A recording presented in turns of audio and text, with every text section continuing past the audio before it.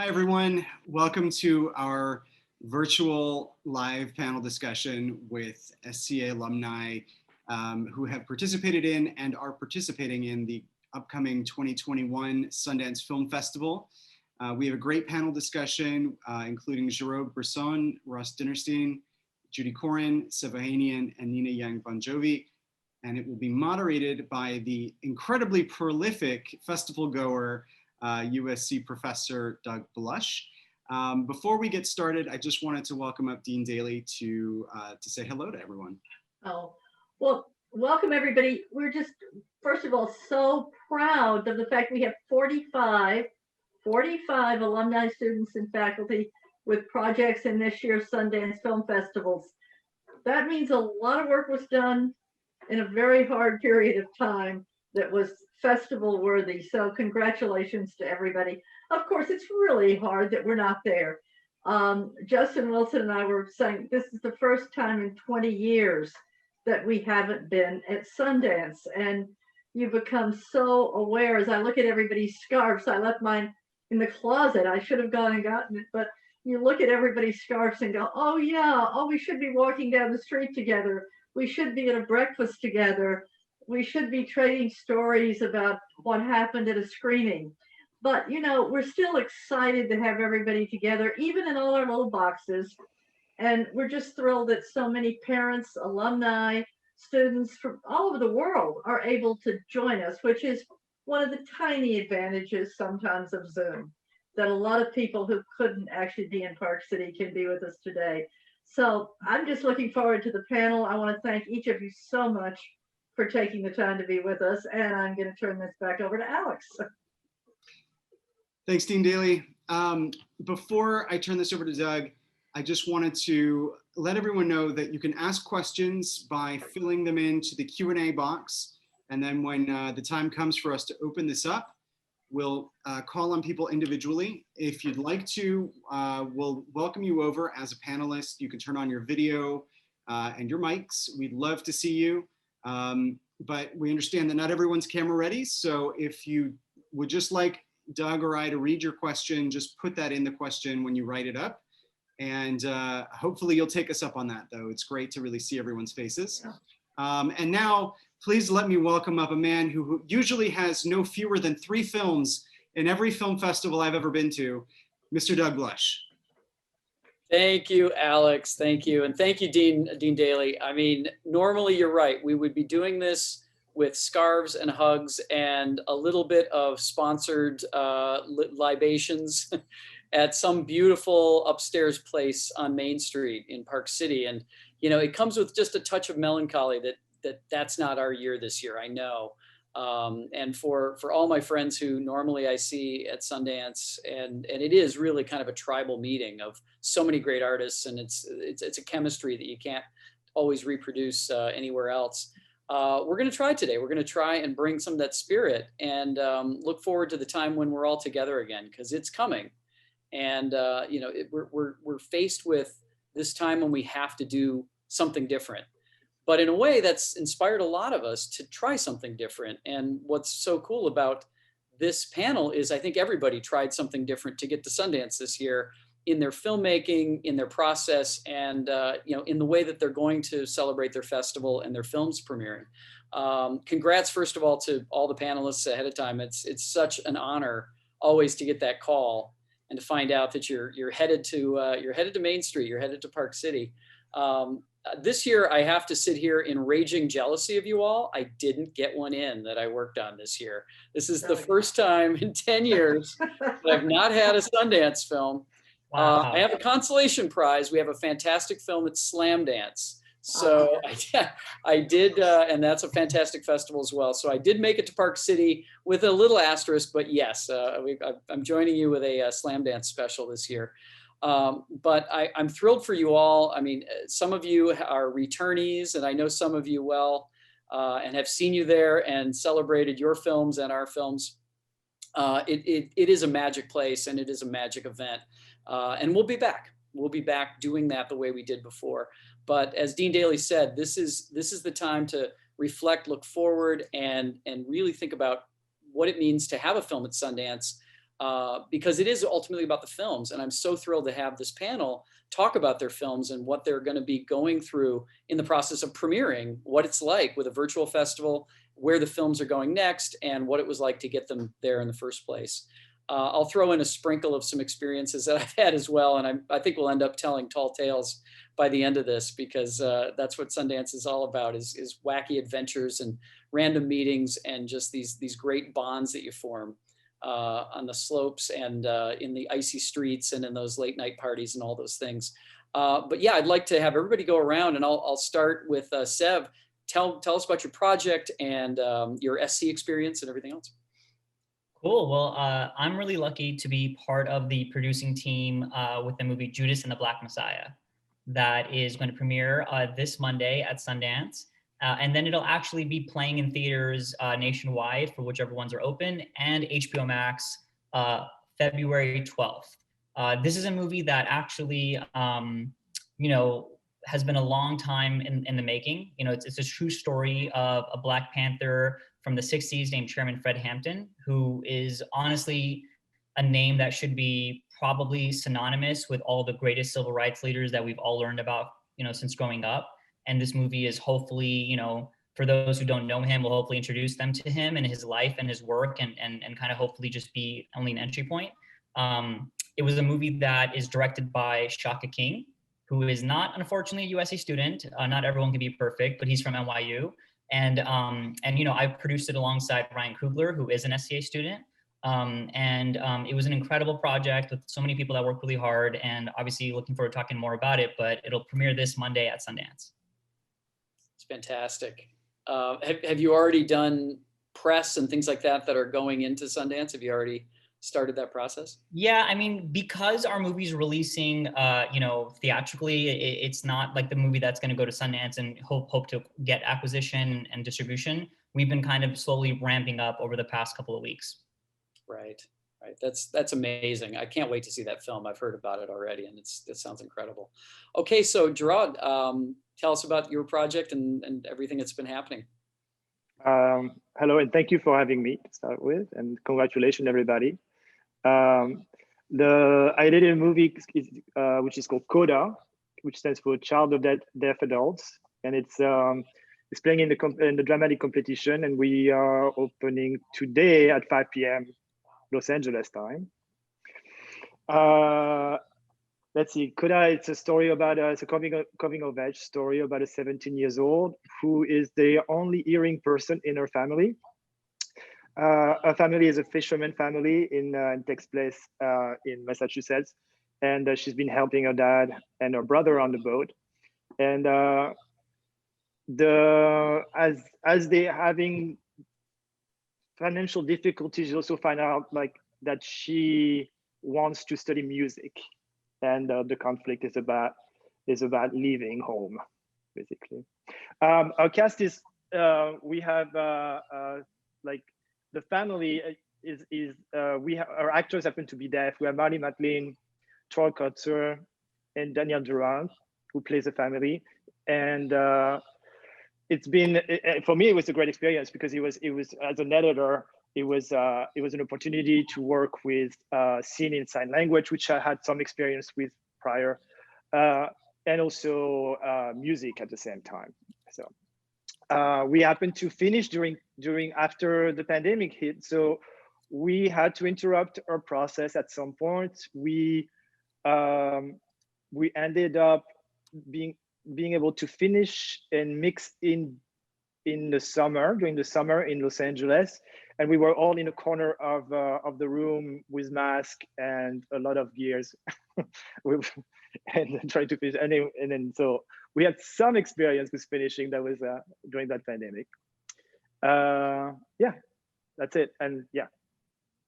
Definitely, we'll all talk about what it was like to get films, because a lot of these, I'm sure, finished in the process of shutting down, which is amazing that we were able to do this, and we all had to retool our ways of working. So I'm real curious how everybody faced that, but that's fascinating. So you're premiering at 5 o'clock, literally in less than 2 hours. You go up on digital screens.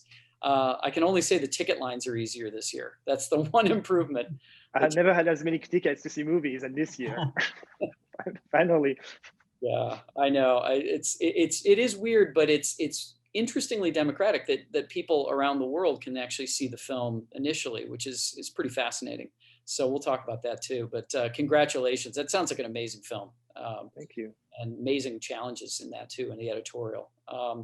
Okay, full disclosure, I'm going to talk to Judy next, but Judy and I go back quite a ways. We were actually at USC together back in the day, and we have since gotten to know each other as documentary people and Sundance people.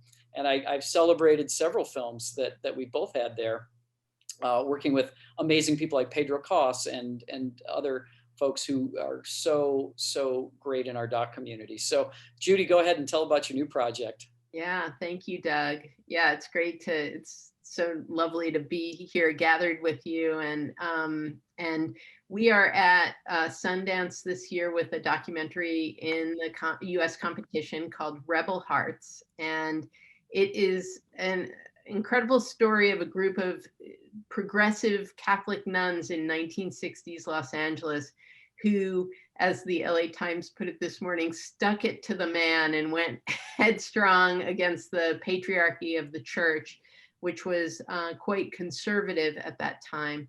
And so it's really a story of the black and white rigid structure versus these very colorful nuns, one of whom was a pop artist named Corita Kent. So it's got a lot of art and animation in it. It's made from interviews that have been gathered over the last 2 decades by one of our producers. I'm one of 3 lead producers on it, and it's directed by Pedro Cos, who comes from an editing background and more recently has transitioned into directing very gracefully so. And this is my 3rd film with Pedro at Sundance, kind of every other year thing. So I feel very grateful about that. We have 3 other USC alumni on our, well, actually more than that because of the DXD guys, but Yaniv Alani, who I happened to hire almost right out of USC when I was doing more brand content kind of work and before I got back into documentary, is started as an assistant editor on the project and quickly proved himself to be a full editor and has that credit, which is really exciting. Lawrence Everson, who's an incredibly talented sound editor and mixer, did our project, and Clay Westervelt, who shot a lot of these interviews over the 20 years.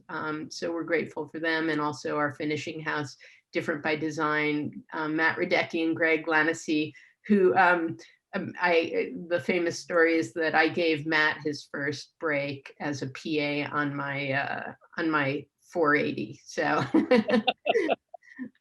so yeah, we're thrilled to be here and love to share stories about how we adapted during the pandemic and all of that. That's some deep dive to go back to Matt Radecki being a PA on something. That's a quick shout out for the audience. Matt Radecki and his firm Different by Design is probably the ultimate road to Sundance for so many films, because they're a post-production finishing and everything house. They do so much work with so many of us and have for years. They're famous for the last second slide into home plate finish to get it done in time for Sundance. And they are really magnificent. So you will all end up probably hearing their names talked about in the future in all your careers. That's great, Judy. We'll talk a lot about old times and new times. As a note, I think I've been to all of your post-screening parties at Sundance, and I know you've been to a couple of ours. So it's this year we'll have to figure something out for that. We'll have to figure out how we do that. Definitely. There's a Zoom invite coming your way. See, this is why we do these panels right there. No, it's great to see you, and congrats again. It's so great to have a three-peat on this. It's so cool. Okay, Nina, tell us about your project and how it's going. First of all, Sev, I saw Judas and the Black Messiah. It left me thinking about it for days, and it's so powerful and impactful. So congrats. Thank you for the whole team. Thank you. Yeah. So I'm Nina Yang Bon Jovi. I'm a producer, and the film I have this year in Sundance 2021 is in U.S. dramatic competition. It's called Passing, by Rebecca Hall. Passing is actually a book that was published during Harlem Renaissance in 1929. So it took 90 something years to get it adapted into film. And we shot it in black and white, which is where everybody told us not to, but we did. It's about two Black women who can actually pass as whites. And they live on the two different sides of the color line. So it's a suspense drama, suspense thriller. Tessa Thompson stars in it alongside Ruth Negga, Andre Holland, Alexander Skarsgård, and Bill Camp. So it's a beautiful film that I'm super proud to be part of. And we premiere this coming Saturday at 3 p.m. at Sundance. Wow, what a cast. My gosh. Mhm. That sounds just amazing.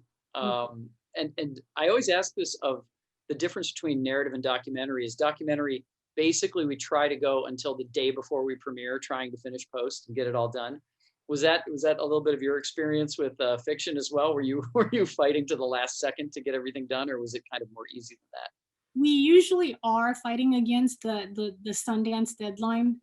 I've been so fortunate. This is actually my 6th film in U.S. dramatic competition within the last 7 years. In the last 6, we were always fighting against a deadline and not having enough time. This one was special because we didn't know that we were going to Sundance. We actually filmed it during last winter in 2019 going into 2020, thinking that we're not in the Sundance window anyway, so let's just go into post. Maybe we'll be able to launch it at Toronto. And then the pandemic happened, so that completely threw us off, and it took us so much longer to do post-production because everybody was working remotely. And then we couldn't mix our film because the post houses that we were using in New York were all shut down. So it instead of like a 3 months real post-production, it really went to like 7-8 months of making sure that our film is done. So we actually met the Sundance deadline before it, and then was ready to apply. Yeah, I think everybody has a special story of how they finished this year for sure. But congratulations, that cast is stunning.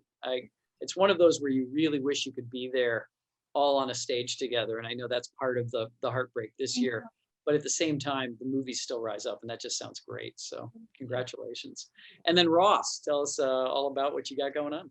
Thanks. I'm Ross Dinerstein, and I produced a film called A Glitch in the Matrix, and it premieres Saturday night at 9 p.m. It's a documentary feature, but it's in the midnight section, which I can't seem to ever get out of the midnight section. It's my 4th midnight film.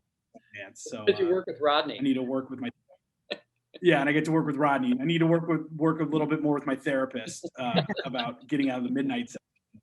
But it's frankly probably the most appropriate film for 2020, 2021. It's about the theory that we're all living in a simulation. And how many times over the last 12 months have you said to your significant other or yourself, can someone just reset the router? And it truly is a remarkable film. And, talk about really lucky that we ended up here, because we actually applied for Sundance a year ago, didn't get in because the film was very, very early stages. And then we got into Tribeca, which Tribeca then got postponed, and frankly, we wouldn't have been able to finish the film anyway because our financier went bankrupt, which is always fun. And luckily for us, our friends at Sundance, reached out and said, whatever happened with that movie, and they loved it, and we, got a very early invite, and we're just so honored to be there, and obviously bummed to not be there in person. But of all of the movies, it's probably the most appropriate to be watching sort of home, because it is truly a movie that was shot sort of pandemic style before pandemic. All of the interviews we did were via Skype. And again, I feel like it was very prescient and for the world that we live in now, and is much more appropriate January 2021 than it would have been in January 2020. And Rodney Asher directed it. If you know Rodney's work, he did Room 237 and S from Hell. And then I was lucky enough to produce The Nightmare with Rodney that premiered at Sundance a couple years ago. He's as unique of a filmmaker and has as unique of a voice as anyone out there. And if you get the chance to watch it, I will argue that the third act of our film is as bonkers and as crazy as anything you've ever seen, you know, involving an interview with a murderer that's still in prison. Yeah, I know Rodney, and he is famously our master of horror and psychological, plumbing the depths of the darkest places, which is really wonderful in documentary, because he goes further than many in terms of just finding the dark spaces. Yeah. Yeah, and as a producer and making films with Rodney, you have to essentially fight every instinct you have, because you have to get out of Rodney's way and let him do his thing and just lean into it, because nothing is conventional, and there is truly a method to his madness. And I'm so proud of the film, and really can't wait for the world to see it. And it actually comes out in theaters, whatever that means, and premium VOD on Friday, February 5th, which is pretty exciting. Again, to go from a Sundance premiere and then 6 days later to have it really, you know, launch in the US. I'm really looking forward to this film, because I've always liked Rodney's work, and you guys have done such amazing stuff. Full disclosure, I just friended up with Rodney on the Oculus Quest 2, and I'm not sure I want to pull the trigger and actually do that, because I don't know what he has waiting for me in the virtual world. It's too terrifying. Yeah. But thanks for having me on this. I'm thrilled to be here and to talk to everyone. And to be Ross, it's a pleasure. Amongst all of you. Yeah. So thanks everybody for introing that, and be sure at the end to repeat, you know, when your film premieres at Sundance, and also when maybe it's coming out, if you know, and we'll all be watching for that too. And I have a feeling that Alex will put that in our show notes at some point too, where you can get more information about each film. So there's a moment in every Sundance project that becomes a Sundance project when you get the call. This is the famous moment where either they call you directly, or you find out from your director or from some team member. And I just want each of you to talk about the call, the moment you found out, and what that feels like, because it never gets old. And everybody has a different, but also where you were, what you were doing, and how it messed up your day, because it's a very special thing. I'll start. I was in this exact moment, and, you know, in this exact space in my now home office, and I even said it to Charlie and the team that called me. And, you know, in being a producer for 20 years, as you said, you used the term, but I said it too, it never gets old. Getting that call, it doesn't matter. It is the ultimate thing. It is why, you know, we do this business, is to go to Sundance and to get in. And so for me, I know exactly where I was. I won't forget it. I remember running out and telling my 9-year-old and my 6-year-old, who didn't really care or have an opinion about it, but my wife seemed excited. So, how about Sev? How about you? Oh man, it's crazy because you know, I've been lucky to have, I think this is my 5th movie in Sundance now, and my very first movie was a film called Fruitvale Station that, you know, Nina produced and Ryan Coogler directed. And I always remember, like, when I got the call about that film, you know, Ryan called me and he was like, this is for Fruitvale. And he was like, hey, Sev, like, stand by. I'm going to get, you know, X other producer. He like looped me in with this other producer. I'm going to get this other producer. I'm like, okay, either this is amazing news or this is like horrible news. And like, Ryan's the kind of guy, he'll never even indicate which it is. Like, you just have to wait. And then, you know, we all got together and he's like, we got a Sundance and it was amazing. So then literally a few weeks ago, it was so crazy because the same thing happened. He called me, got another person, and shared the news. But honestly, like, I'll never forget when I had a movie here 2 years ago called Searching. And Sundance typically calls the directors first. And when we had, you know, I don't know if anyone's seen Searching. It's a film that takes place entirely on computer screens. We had an incredibly long, post-production period. Our director, Anish Chaganty, also a USC grad, when we finished the movie and submitted to Sundance, he decided to go to like 5 different countries in East Asia to find himself after editing that movie, and I don't blame him. And it was one of those things where like we just had no idea where he was, what he was doing. He was on planes, he was on islands. And then I remember I got this call from the Sundance programmer, and he was like, hey, we're trying to get Anish. We have no idea where he is. And then, you know, he told me the great news. You guys got into Sundance. I happened to be with the rest of our team. We were partying. And then we were like, wait, we should tell Anish. So we got Anish as he was like boarding a plane from an island to another island. Again, the guy was really trying to find himself. And he basically, it was all like a horrible like quality. I don't know if you guys have ever seen like Lost, like when Desmond's calling his girlfriend back in time. What? I'm like, we got into Sundance and you can't tell anybody. Like you can't tell anybody. And he just screamed, we got into Sundance. And this plane of 30 people, he had to then go one by one and please beg them to not tell anyone we got into Sundance, even though they were all people like in the Philippines who couldn't care less. But I mean, nothing will ever be as dramatic as that experience. But yes, that call, I agree with you, Ross, you never forget. That's great. That's the feeling. It's the panic, like, I've got to tell everybody I know right now. I know it's a great moment. And Sev, there's a note I have from Sundance. I sat with some members of Team Kugler on the Fruitvale moment at a bus stop right under the ski lift in Main Street. And I don't know if you were one of the people sitting with me, but it was Team Fruitvale.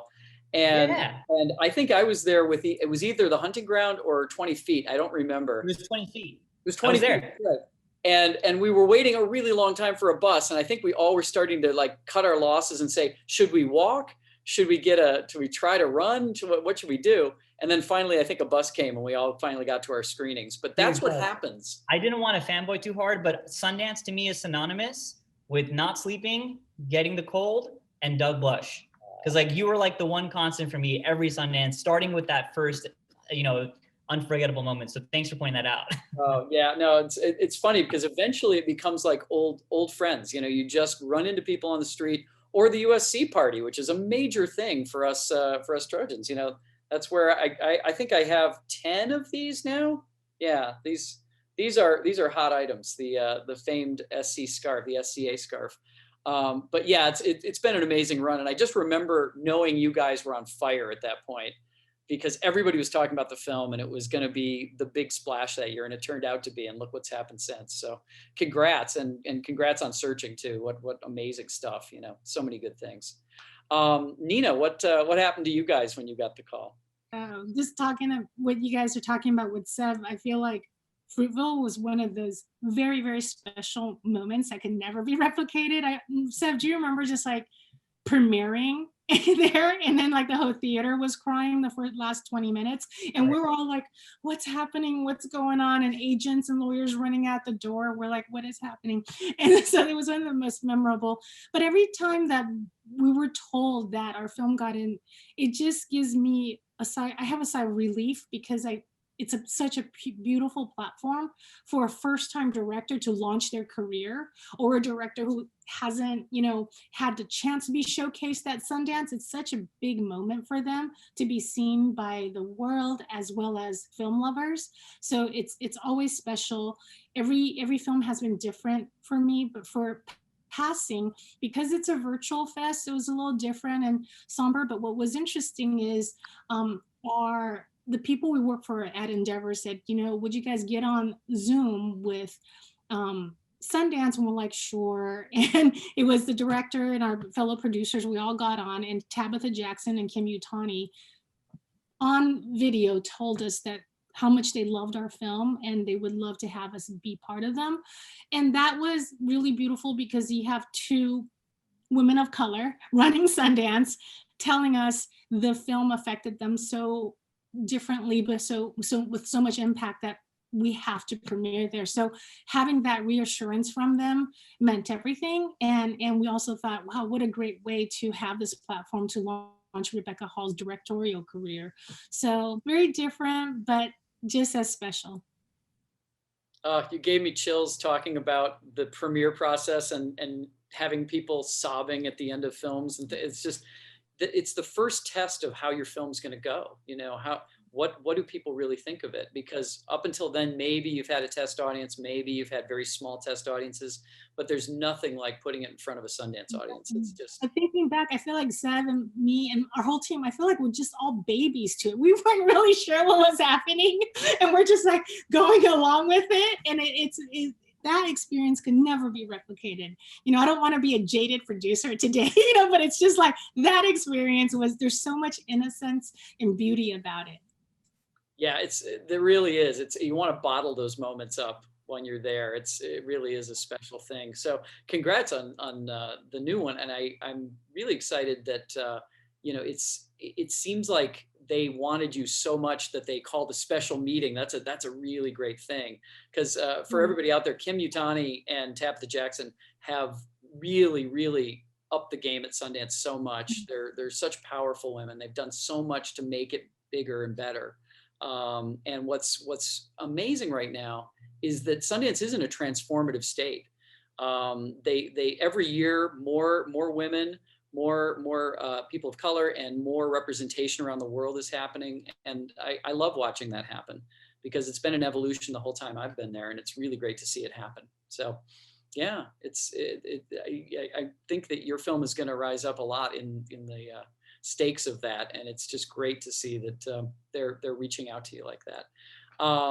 Geraud, what was your moment of knowing?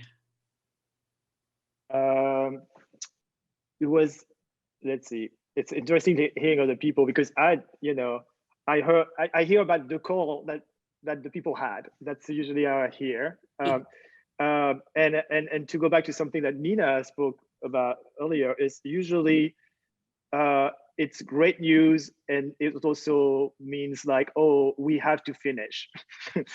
So more than often it has been that, and obviously it's a huge compliment, for everybody, for the movie to be included, in general as well. Like for me, when like I'd say just about having, being part of Sundance, when that will date me, when I was graduating from high school, and I wasn't really not sure what I wanted to do. I was a cinephile for sure.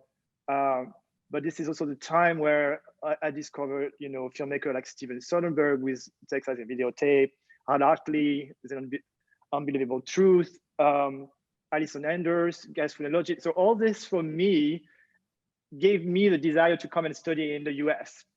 And they all Sundance films, and they all, to me, Sundance represent the author of American cinema at the time. That's what it is. So having the call is like, it's such a compliment. In this particular case, Sean Heder, who directed the movie, which I forgot to mention already before. You can tell you how nervous I am today. She called me, like, we were finished. We were done as well. Like Nina talked, we were done. We finished over the summer, and the call in a way meant something completely different this time around, because we were in the time where movie theaters are closed. Film festival were not happening. Very few were happening. Some of them are being like, Canada's canceled.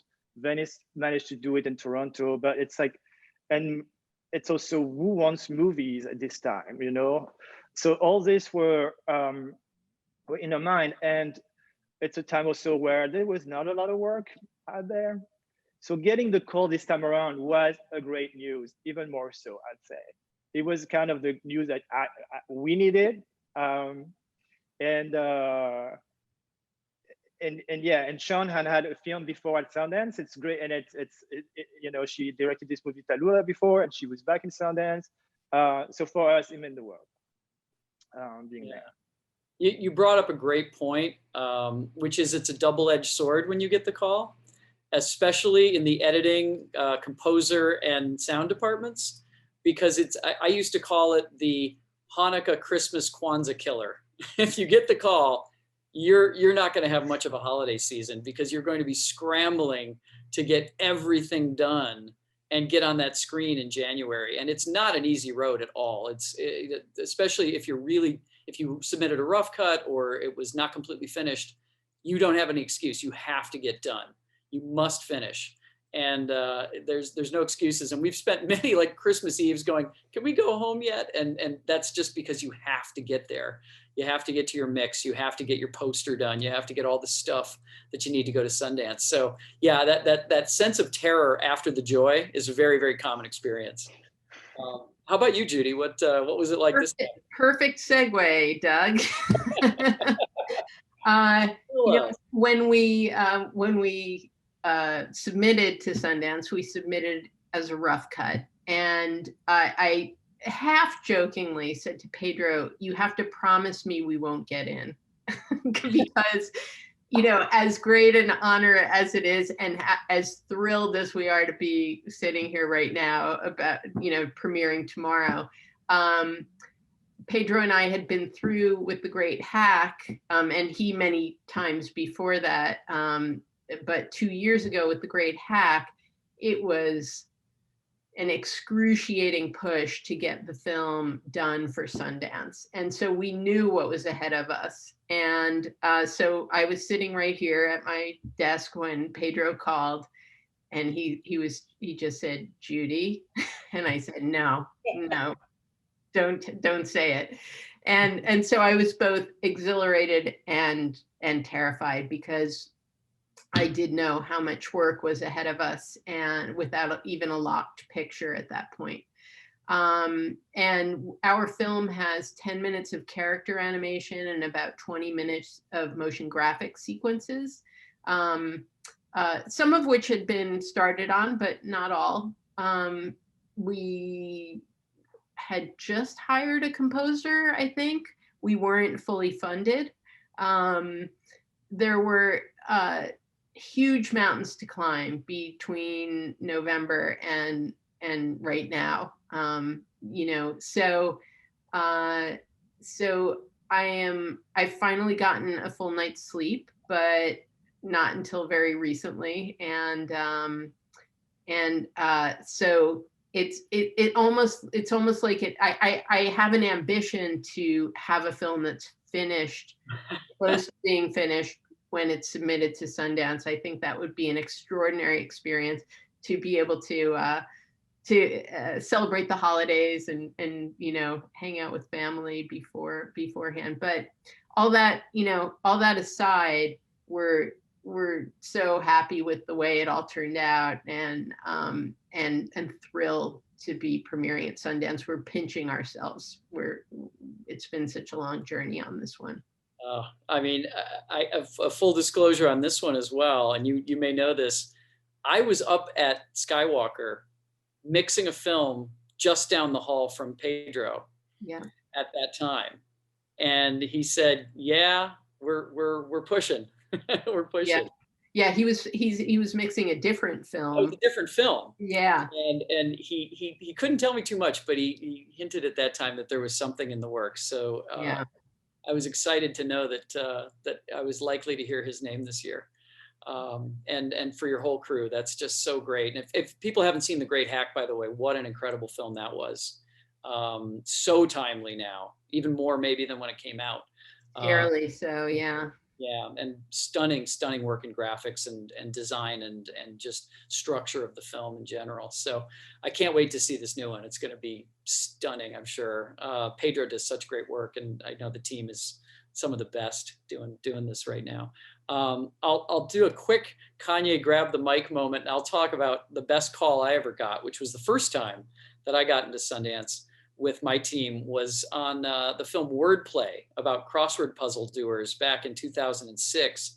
Pat Creedon and Chris O'Malley, the husband and wife producer-director combo, we had been working on it like crazy. We submitted a cut that we didn't think was that great to Sundance, and Pat was actually on the phone canceling his reservations for the condo that he had made, hoping that we would get in. He was actually preparing, he was dialing the number, I think, to get the condo guy to cancel the reservation because he didn't want to lose his money.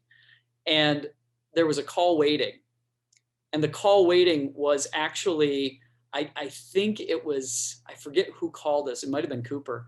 And he called to invite us to Sundance just as Pat was about to kill our condo off. And we spent the rest of the afternoon screaming off his balcony in the edit area that he works in. And we just couldn't believe it. This was our first time that we were all going as serious participants in Sundance. And you just never forget that. You never forget that first call. And if anybody, I don't think, is anybody here a first timer? I think everybody's multiple times now. So yeah, it doesn't get old though, does it? It's that thrill every time, and terror always, for sure.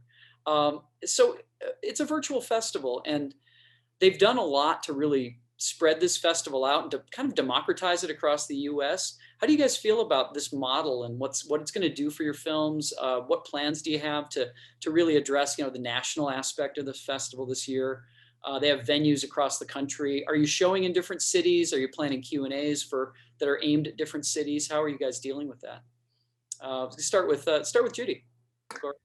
Yeah, we're so we actually I think there's a silver lining in this, and that is the democratization of it. A lot of the subjects of our film are quite elderly, and although they've become computer savvy, so now they can watch the film and participate via the virtual festival, and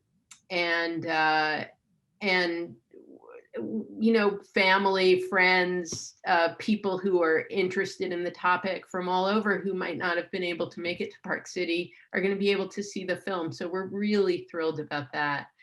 We've got a few local partners. I think we're in Tulsa, Iowa City, Louisville, and we have a drive-in in San Francisco on Saturday night, which we wish we could be at, but we have friends who are going and will send us pictures. The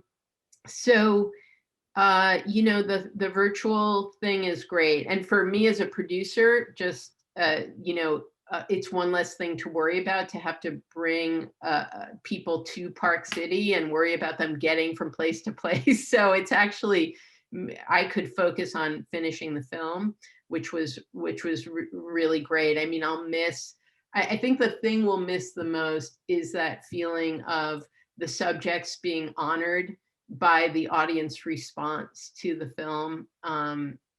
That for me, and I know for our team, was something that we really wanted for them, but I'm hoping that they'll feel the love in other ways. I think it's going to be a great model, and it'll be interesting to see how it influences festivals moving forward. If there are going to be hybrid kind of ways of participating in a festival, I think that would be great. Yeah, Nina, what do you think about this? It is something totally new, and we've only been doing this now for about 6 months. Yeah. Or more like a year, really, with the festivals that have tried to go virtual. So Right. What are your thoughts on it? I'm glad that, Sundance was able to really see Toronto and Venice as a case study of what worked and what didn't. So it helped them better prepare for this January. We did have an LA drive-in premiere plan, but because LA COVID cases are so extreme that we had to cancel that, which really makes me sad. There's still about 5 satellite drive-ins across the country for our film, but the democratization of having people see it across the country is really amazing. It makes me happy I don't have to deal with the ticketing, because that thing is so painful and everybody harasses you. And I'm just like, go through the site, and then we do our usual obligations through online. Don't have to deal with that, which is really great. But I miss the fact that my director doesn't get to see her film in a theater full of film lovers and film supporters. That's the most important thing that we miss. But to be able to have a festival virtually during a pandemic is really great to hopefully inspire people to continue to support independent cinema and filmmakers, emerging filmmakers. It's really important that we have that during this time, to see new stories come out. It's really a respite for many of us who are film lovers, and to have this, these, I guess, 5 days to be able to see films is a blessing. So, but doing the virtual stuff it's tough, but I can tell you that we actually geo-locked our film for the US, because earlier you talked about having a worldwide audience. For us, we actually chose to only premiere in the US. Yeah, and for audience members who don't know that term, basically they can actually put sort of a wall around where you can see it domestically, even by state. Some places are doing it state by state, depending on the type of festival it is. And this is all emerging technology. So it's really interesting to see what the implications are going to be for the future of, like you say, hybrid festivals and maybe even all online festivals in the future. Seb, what do you think? It feels a little bit like searching, doesn't it? It's so funny. Yeah, I mean, this panel looks like our movie searching, which is crazy. It does. And you really just made me realize the lemonade we have here. We do not have to worry about coordinating travel and lodging and everyone wanting a ticket. Oh my God, this is kind of nice, actually. Maybe we should always do this. No, I'm totally kidding. No. Yeah. I mean, look, it's in our movies, example, Judas and the Black Messiah, like it was a film that we fought so hard to make into a really theatrical experience. Like we were really going for like an event-driven movie, and like the trailers and marketing have been so amazing. I think like just kind of giving that, that energy that, I think you could probably only really get when you're in a crowd of 200 people and watching something far bigger than you. But this is the reality, and it's more important that people are safe. I had a movie that just premiered a few months ago called Run, that was also going to be theatrical. We released it on Hulu, and we did have a drive-in premiere, which was nice. But like Nina said, that's not really an option right now in LA. For us, like it's just a matter of the important thing is getting this movie to audiences, period. And luckily Sundance has adapted, kind of similar to how USC and SCA did, which was so impressive, like how quickly everyone transitioned to online classes. And I mean, like we said at the beginning of this meeting, like we're just grateful to be part of this amazing festival. And however people get to see the movie, like, hopefully in the future we can revisit these films the way they were maybe intended to be seen. Yeah, I'm curious if everybody has plans down the road to have reunions or a party or something that is our official Sundance party, but 6 months later, maybe, who knows? Yeah, definitely hope so. But Doug, I wanted to just to let everyone know, like that's watching this, is the strategy of a film that hasn't been sold is very different, because that's what we're nervous about, right? So many of us who don't have a distributor on board yet, the virtual fest is new for us to navigate through. So it takes a different, we have to put our different strategy points to how do we allow our film to be seen by critics, by buyers, by how do we market it? How do we message it properly? That actually took more effort than if it was just like in person, because there was a formula that everybody utilized, whether with publicists or sales agents and the team, that we're so used to, like, this is how it's done when you go to Sundance. But this year it was so different, where we really had to, put on our thinking cap, is how do we do it to get noticed? How do we get the message right? So that poses somewhat of a challenge, I think, for many of us who are looking for the right buyers. Yeah, I think that's an important point, because the goal, not just to go to Sundance and have amazing premieres and meet people, is to sell your movie if you haven't already. And it's been so successful as a market and as a giant flair for attention and press attention and distributor attention. And the question is, how does that change now? That's true. And how do the streamers and the studios, how do they change their methodology of seeing movies? Are they buying up all the tickets, or are they having private meetings? How are they doing that? And I think we're going to find that out. Sundance could be a big test of that. Yeah. Geraud, how about you? In terms of a virtual festival, did you do anything different in terms of getting ready, and how are you going to take your time to be a part of this during this virtual time? Like here. Right there. This is here. Yeah, I mean, I guess for me, it's a lot of questions. I don't have the answer. I'll be honest. It's very interesting to listen to Nina and say, specifically for our film, I mean, a situation is very similar, it sounds, to Passing, where we both, we don't have a distribution that I know of, at least right now. And yeah, it's sort of, how do you carve yourself a spot when you cannot rely on the audience, like on people experiencing the audience experience? I think that's what the movie, what Sundance, that's a big opportunity that it gives movies that would not be able to offer this with an audience, and that's a test of how the movie is perceived. And also, so all this, so many things that I not smart enough to answer, I would say. But but I would say specifically for us, we were like, and also, you know, we were looking forward to the driving screening. We were disappointed that that couldn't be sort of an experience of an audience. We were, I mean, I know my director, Sean, was definitely looking forward to be able to introduce our cast that way, and to have our actors experience the film with an audience. But you know, so it seems like there's so many ways this festival could not have happened. So the fact that it's happening already, it's a blessing, I'd say, for us. So Always better to get in than not, for sure. oh, just that the fact that they figure it must have been so complicated for them. It's interesting to hear Nina say that they learned from Toronto and Venice, and it's true. See, I didn't think of that. But it's true that it's remarkable that we are able to do this no matter what, and knowing like how difficult it is for movies to find a place nowadays. You know, feature, narrative, documentaries, all this, it's not easy. So it's great that they persevered and they managed to support us. Yeah.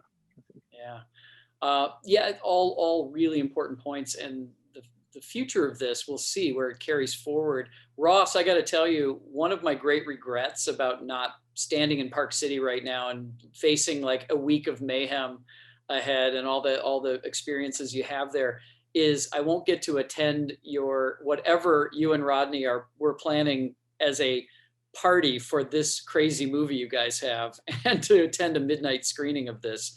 What's changed for you guys in terms of how you're thinking about it, strategy and everything? You know, honestly, it's just really disappointing. I feel terrible for Rodney. You know, he worked so hard on this film for probably 3 years, and it was very challenging. It's a hard movie to get financed, and you know, it would have been great for him to really be with the crowd to see it.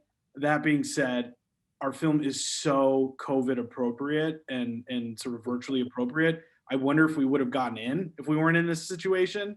It is, again, it's as sort of necessary or relevant than probably any film in the festival.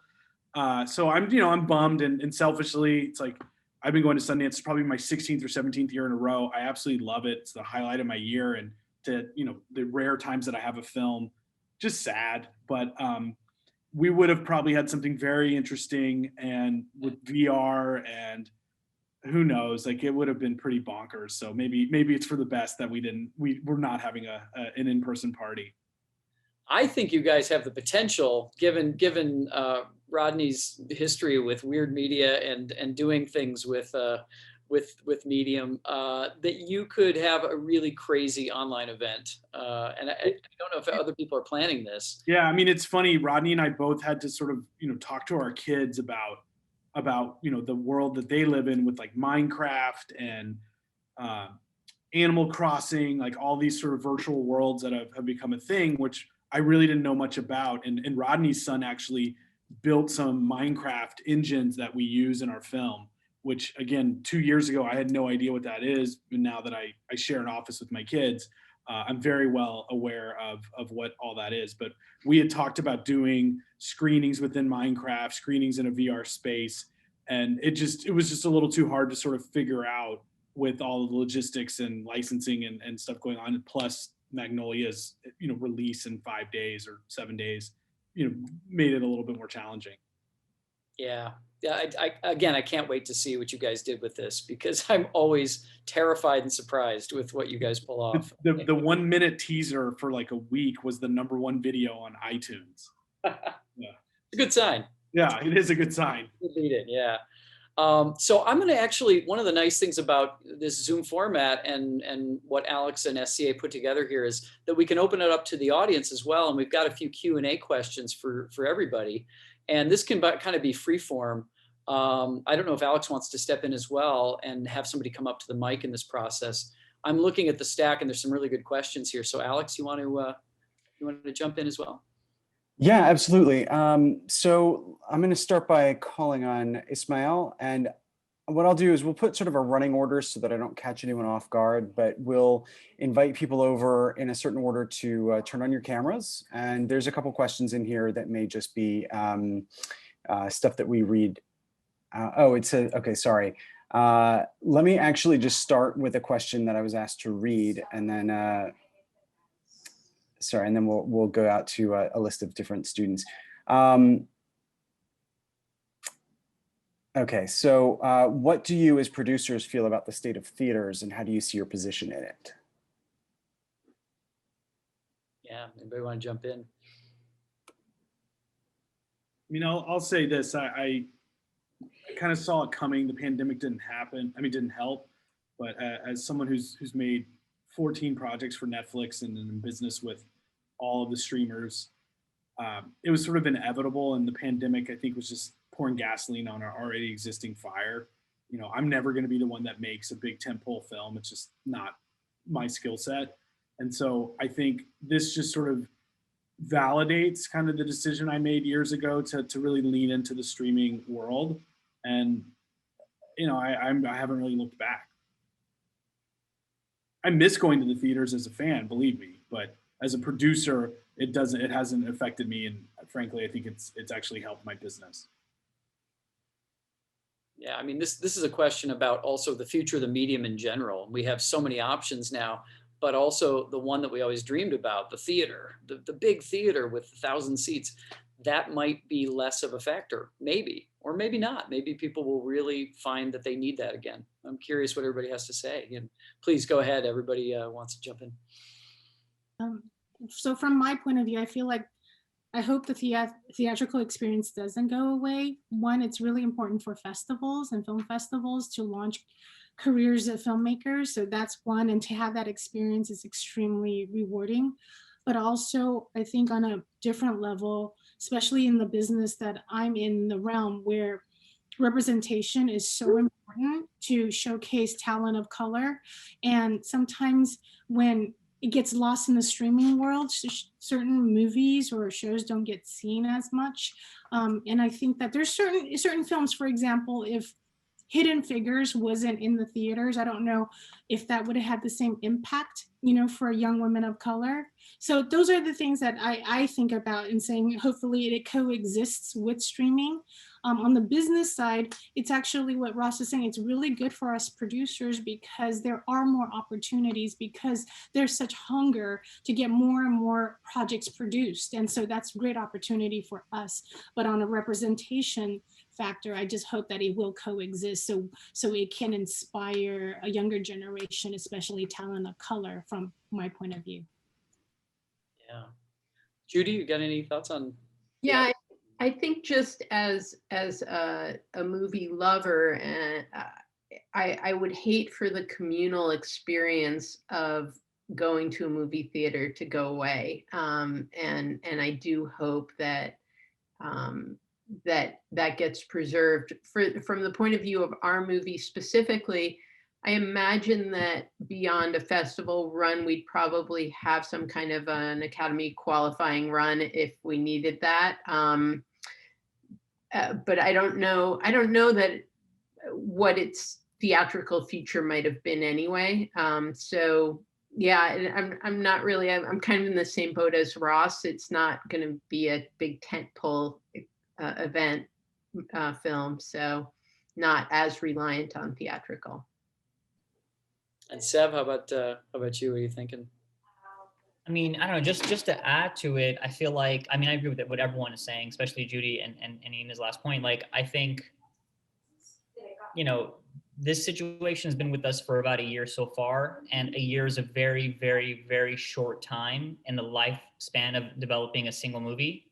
So like, for me, it feels like it's still really early to make any proclamations of like where we'll be a year from now and how it'll impact development. And I just know my wife is a crit studies major from USC, so she knows all about the history of film far better than I do. And apparently people have been saying theaters are going to die for the last 100 years, like whether it was color or sound or VHS or whatever it may be. I mean, I tend to be optimistic that we'll keep our communal theater experiences. And I agree with Nina, like on a business level, no matter how splashy a streamer release is, like there's something you get when a movie is, you know, released, you know, exploited tier after tier, first theaters and then this and then that. And I think that'd be a shame to lose what that can do for people's careers.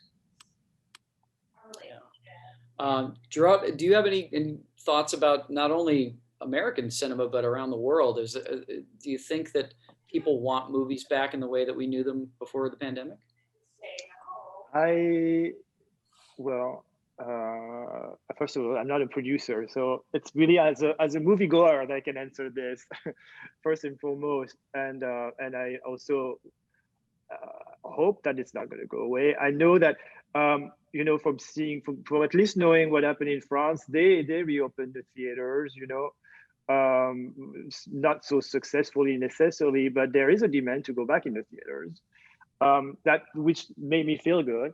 And like Seb say, it's maybe too soon, hopefully, to say which way it's going to go.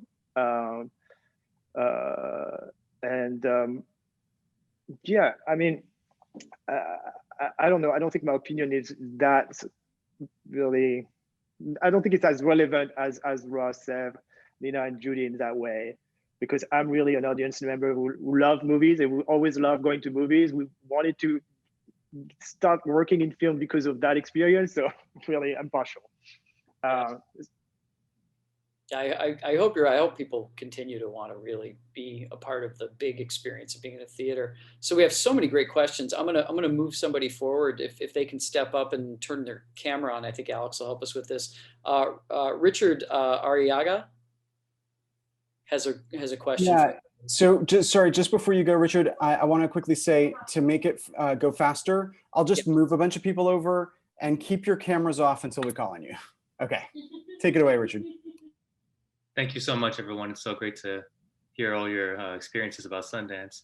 My question was really about challenges that you guys might, that everyone might face going forward, that might have not been anticipated in this COVID and streaming world, and what other filmmakers should take into account to get their own projects off the ground.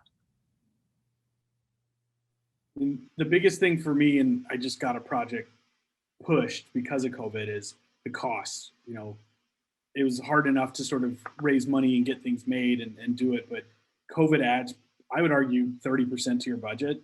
You know, your days, you can't shoot as much, the PPE, the testing, the insurance, all of that. And you know, I've had, since January, I've had 3 projects that were set to go, all push because of it. They're like, let's just get to the other side of COVID, which I'm fine with, because I want to be on the other side of it too. But it is almost now, I think, because there's this light at the end of the tunnel, maybe, I think there is going to be a lot more, like in probably a 6-month period now, where a lot of stuff is going to get pushed or put on hold. And it's, you know, you got to figure out how to pay your overhead and pay your bills and all that stuff during that time. But it's definitely going to affect my business. I think it hit independent cinema the most when it comes to, especially for independent filmmakers, because we just can't afford that additional 30% on the budget. And also insurance is such an issue. So a lot of people don't want to insure independent productions. So the only ones that are going right now are studio films and studio and network television, where they actually are spending the money to cover that big deficit. So I think that for many of the filmmakers I know, I'm telling them to be patient until we can figure this out, or we have to think about perhaps shooting somewhere else that's not in this country. And I mean, that comes with another layer of you know, budgeting, but it could work, is looking at elsewhere and going elsewhere to other countries. That's something we're looking at, but indie films for now has been put on hold from my end. Yeah. In the documentary world, I think we're noticing that, you know, we were fortunate that we were in post-production when the pandemic hit. And actually the silver lining for us about that was that we were actually more inclined to collaborate with people who weren't in Los Angeles, because we had to be virtual anyway. So why not have an animator in South Korea or in Montreal, an editor in New York, as well as LA. It was kind of all the same thing, but it pushes more toward archival and a lot of motion graphics. Like all the motion graphics people are super busy. So while some people are really suffering, it seems like there are other people whose plates have gotten fuller because of the shift in what can be done. That's absolutely true. That's true here for my company as well. So we've never been busier, which is ironic. But there will be times, I think, where there are divots in that, and that those will come and go for sure. Yeah, if anybody else has anything they want to add to that, because we have other people standing by here. I guess we're going to go to Peter Shaner next. Hey, Judy. Hey, Pete is my 310 partner. I haven't seen you in like 30 years. That's crazy. It's been a while. And actually, my question is for you specifically and about your project. What were the challenges of telling a story that basically took place 45 years ago, of recreating that, but doing it at a time when many of the people that were involved in it were still living? Yeah, that's a great question. Thanks, Pete. It's so good to see you. So a lot of the story actually takes place 50 years ago in the mid 60s in Los Angeles. A few things. One is that we're fortunate that the woman who started this project started documenting the women 20 years ago and interviewing them when they were still alive. So that was great. And the film is really, built from those interviews. There were also several filmmakers who documented the women, the nuns at that time in the 60s, including Haskell Wexler, amazingly, who studied with Corita Kent. And so she was a magnet for a lot of really extraordinary filmmakers, another one named Bayless Glasscock and Tom Conrad. So some of the film, benefits from the fact that they were there and shooting beautiful 16 millimeter film. And then the other challenge, though, was how do we make a contemporary film, a film that really feels relevant right now? And I think our hope is that people come away thinking like, wow, this is really relevant right now. And you'll see it in the way, with the way it ends, that it definitely feels that way. And for that, we relied on animation a lot. And then we also have a kick-ass soundtrack. We were so excited. Tracy McKnight was our music supervisor. And we have original songs by Sharon Van Etten and Rufus Wainwright. We have a lot of licensed songs. So it's the music really helps, and the visual style really helps, I think, make it feel contemporary, as well as the subject matter itself. Wow. Great. Thanks. That's great. So cool. 310 partners back together again. So cool. Only at SC, right? And I also ended up working on that 480 that you talked about earlier. True, yep. Oh, man. Well, William Akers, I guess, is standing by for another question if we want to bring William forward. Yeah. Hi, William. Well, I want to know what you learned at USC, the one thing you learned that really has made your career. What's the best piece of knowledge you got from your time at USC? Well, I learned everything from you at Vanderbilt. Oh, thank you very much. So, but Will you got into USC though. Right. Will was my teacher, my screenwriting teacher at Vanderbilt. I think for me, USC was really, I think the business affairs class that we took was really interesting. And then there was also another class. I went to the START program, so it was very focused on producing in the business of. And so there was the business affairs class, which, the lesson I learned was read every contract. And so I do read every contract, 15, 20 years later. And the other one was one of our professors says there's two types of producers. There's the producers that actually make stuff, and there's the producers that get their picture taken with movie stars for their office. So I've gone out of my way to never do that except for one time, which I got my picture taken with The Rock, and I have no regrets. So those are sort of like, the lessons. And I think with USC, kind of the shared experiences that the professors had and listening to sort of the war stories over the years, there's always like a little voice in my head as I'm about to make decisions that I've always sort of gotten out of it.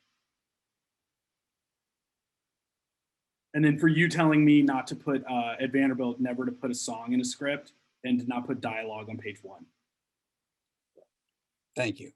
I mean, I can add that for me, the best thing that I learned at USC was how to work under far too tight deadlines, far too little money, and far too difficult pressure, because all of that ended up still being the case once I graduated from USC. And I think just the idea that, you know, when you're at the film school, like, you know, your teachers never go easy on you, and like the competition you feel from your fellow students feels like even worse than you would ever feel at the Academy Awards. And I think all that was great preparation for how hard the industry really is. Yeah, Seb, that's a great point. I mean, you and I both learned a lot from Norm Holland, for instance, who had such great advice, and he was always an upbeat assessment of what was out there. But he always said, you know, it's challenging because you're up against the best of the best. You know, the USC is sort of a perpetual Kobayashi Maru exercise, right? You're constantly, maybe you'll get it done. Maybe there'll be enough time. Maybe there'll just barely be enough money. And in the process of that, you really learn to filter out all the noise and just focus on what you make. So, I think in the real world, that becomes true too, because everybody's got an idea and everybody's got something to pitch. That's part of the filter maybe that Sundance is too. And a lot of people get upset. It's like, why didn't my film get in? This is something I want to come back to everybody too about is maybe advice on what do you think made your film stand out to the Sundance programmers, or that maybe was some kind of a booster at a time where maybe you read the room right of the time that you were in, or something in terms of what the film was about. But for now, I want to make sure we go to some other questions here. I think we have, I'll probably not do well with this name, Muhasani Kasomo. Kasomo, is that right? Hello. Oh, did we lose you? Hey, Muhasani, it looks like you're on mute. Yeah, we got to unmute. Sorry about that. Can you hear me now? Yeah, thank you everybody for this. I see some familiar faces. Good to see everyone's doing well. My question was for Nina. She mentioned that during these time, there were some issues with post-production sound. I want to know what your process has been like in doing your final mix, if you could talk a little bit about that. Well, because it was an independent film, so we have only so much budgeted for sound, right? And in the mix. And during the pandemic, everything got prolonged. So that means costs go up.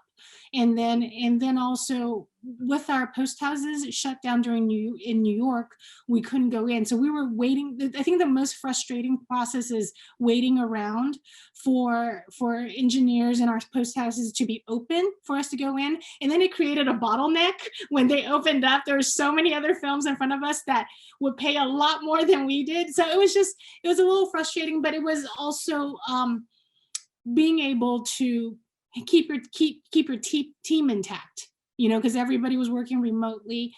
It was definitely a harrowing process that it took so much longer, like I said earlier.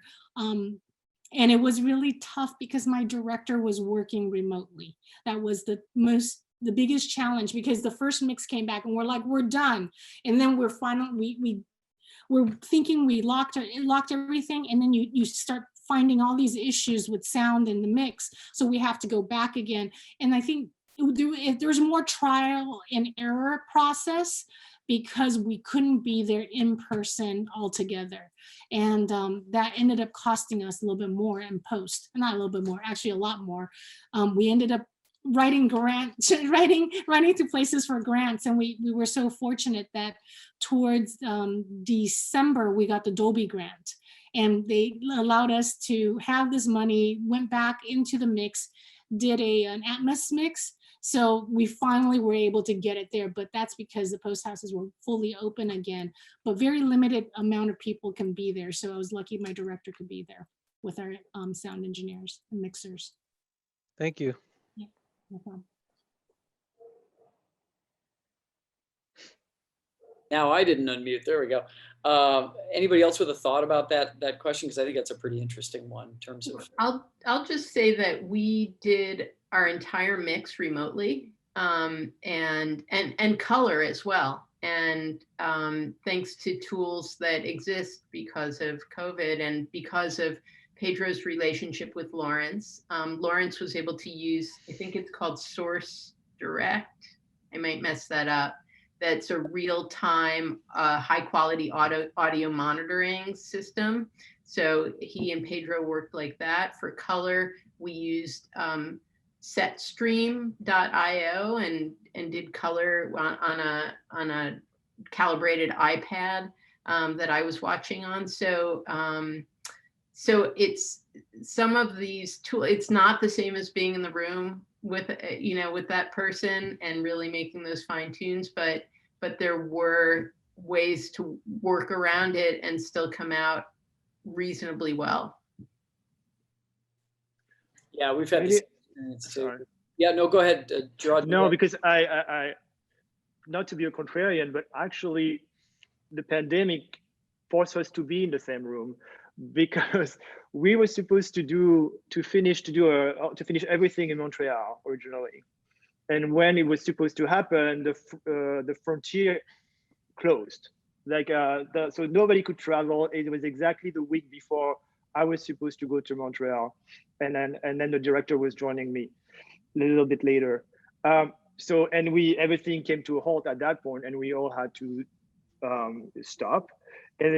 And because this was still in place by the time we really and toward June, there was sort of an opening where seems to, people seems to think the numbers were better in Los Angeles, and that's where we ended up having to like I mentioned earlier, we did a mix in person, which was kind of like very tight, and we were very lucky that they were it was only a few people on the stage. And then on the other hand, indeed the color happened remotely with Montreal. I know my director and our DP, Paula, were in a facility in Los Angeles, and it was linked.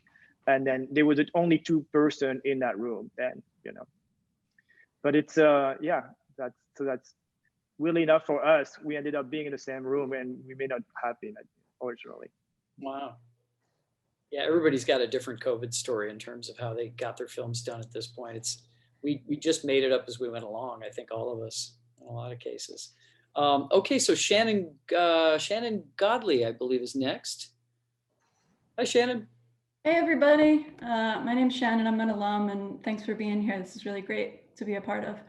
So you touched a bit earlier on your distribution strategy, obviously having to change now that it's online, and I'm interested in more hearing more about how the business side of things has changed. So I've heard stories from previous years, Sundance, about like that necessary dance that happens, right? With like distributors trying to gauge the interest from other distributors in the film, and then filmmakers being able to use that as leverage, and like people trying to find out about these like secret hotel room meetings and things like that. And so I'm wondering, as that process moves to Zoom meetings, I'm assuming, do you think that as filmmakers, you're losing some of your leverage? And do you think that the deals that are going to be made this year won't be as competitive as previous years?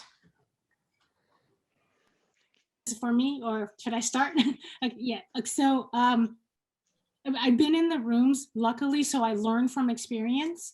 And there's always, what you just talked about, there's always a lot of internal conversations between the buyers to see where the price is at, what people are willing to offer. There's a lot of that. There's the late night conversations, but there's also a lot of tricky aspects of it where buyers would talk to each other, try to come in low on a film, and those are all the stuff just to kind of break down the morale of the filmmaker and his or her team. And I think that from experience, I think you gotta stay put and know the worth of your film, to understand the worth of your film, but also listen to those that are advising you, who had the experience of like, don't fall for that or this and that. The thing is, this year is so interesting because of all the stuff I learned in the last several films at Sundance. This one is, we need to hype your film more, instead of where before it's like, let's go in quietly and let the film speak for itself, let the audience discover it, let the buyers embrace it by being in a theater full of film lovers.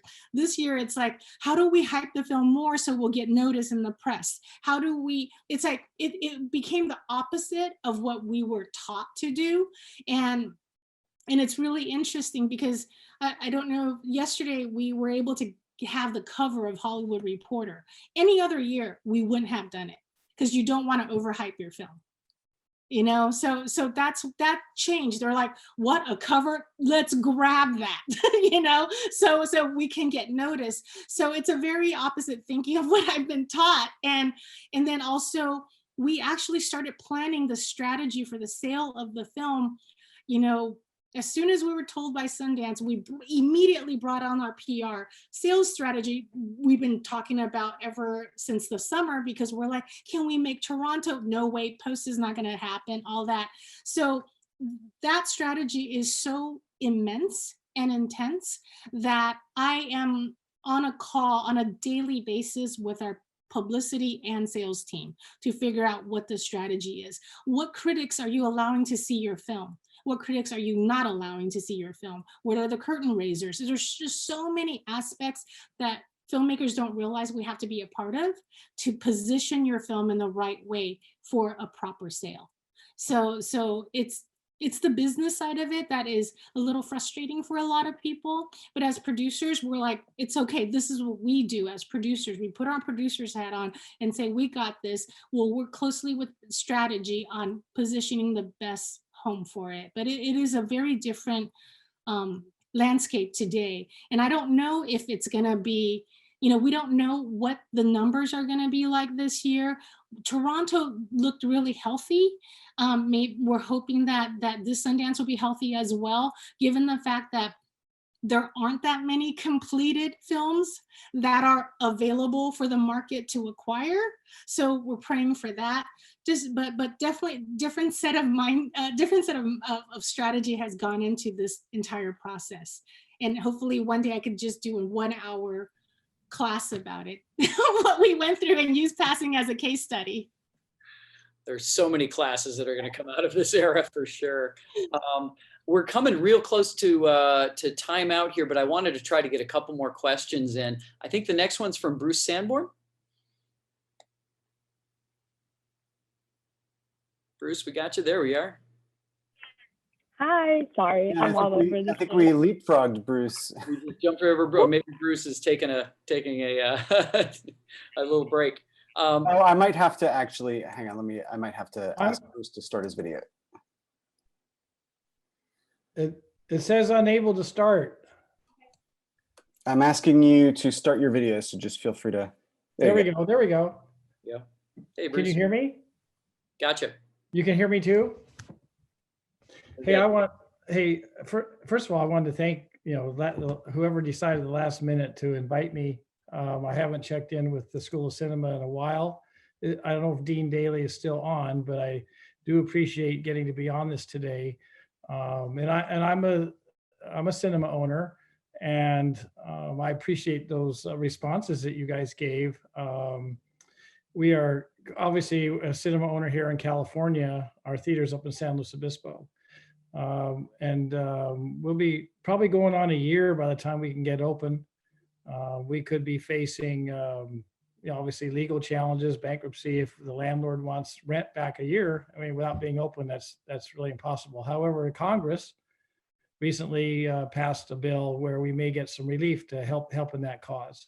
But I wanted to share with you that I used to teach at the, I say teach, I was a guest speaker for Herb Farmer, if you all remember Herb Farmer. For over 20 some years, I did his class twice a year, once each semester.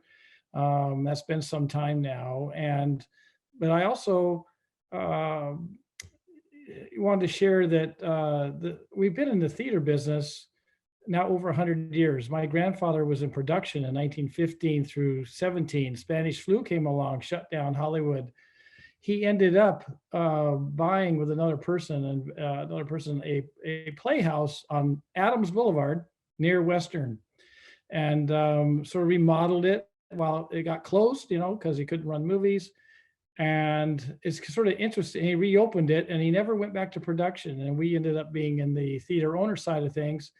And I just wanted to share with you that we've been in the business over 100 years. And we believe it's still going to continue. And I want you to understand that even though the things might be changing where maybe only the big blockbusters play in the theaters and the little films don't. I sure hope the little films do.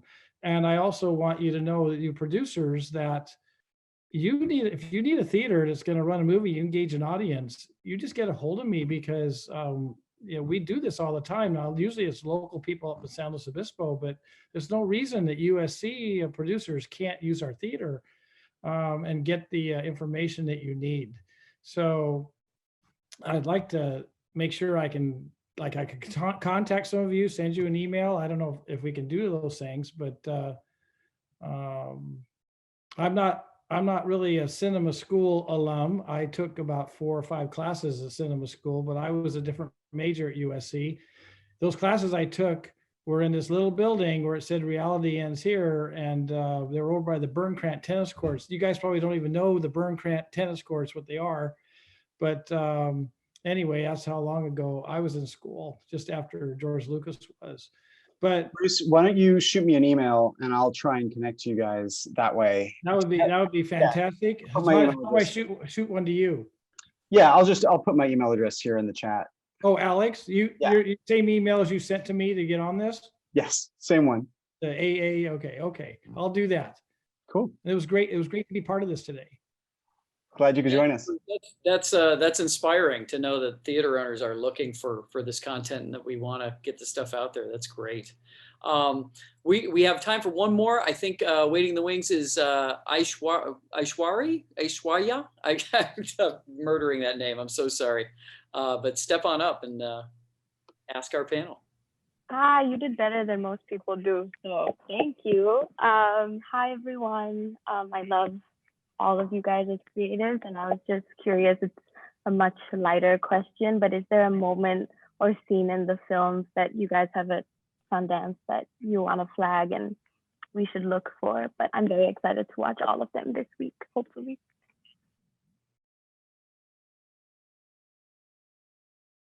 Go ahead around the room and just a moment to watch for in your film. I can start. This is a moment. What's up, Aishi? This is a moment that's in one of our trailers. The character of Deborah, played by Dominique Fishback, who's incredible. At one point in the movie, is going to read a poem that she wrote to her husband, Chairman Fred Hampton, played by Daniel Kaluuya.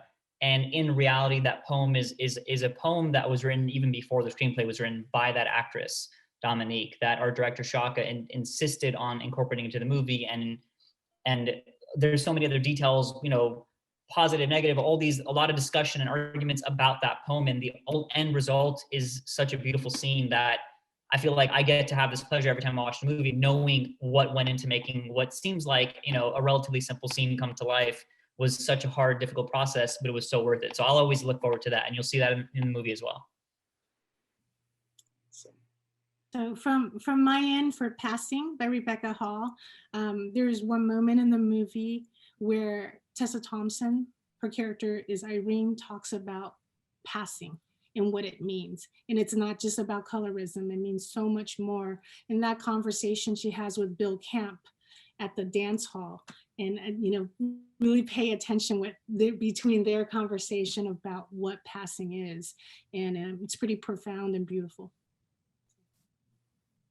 And I'll say for Rebel Hearts, I really love how it ends, actually, because it really brings it into the modern day moment that we're in, and shows. There's a line that one of our characters says that that always resonates. She says, "A movement is a movement. By definition, it keeps going."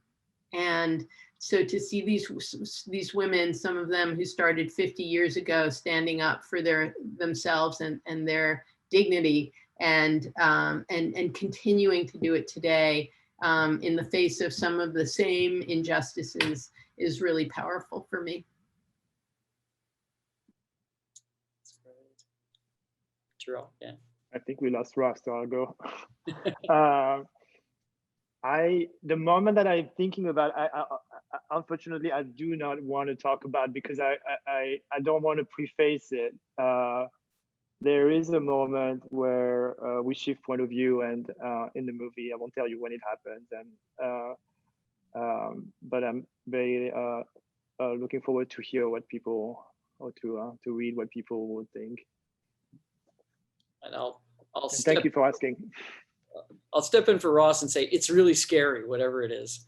And hopefully we'll get Ross back. But no, I want to thank everybody here. Certainly everybody who's attending, if any of my students or my former students are there, this is the real deal. This is the thrill of, you know, the process of getting your films out there. And Sundance is one place. It's one of many, but it's one of the most, obviously the most prominent in the world. And it's one of those places where we would all be hanging out right now and having way too many hors d'oeuvres that are not so good for us, and perhaps some sponsored beverages and things like that.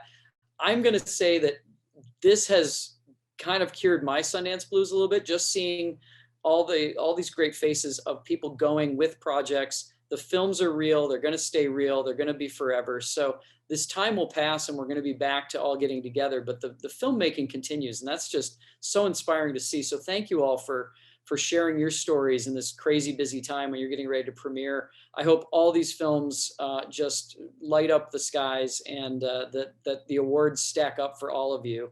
And hopefully we'll all see each other again, clinking glasses sometime soon.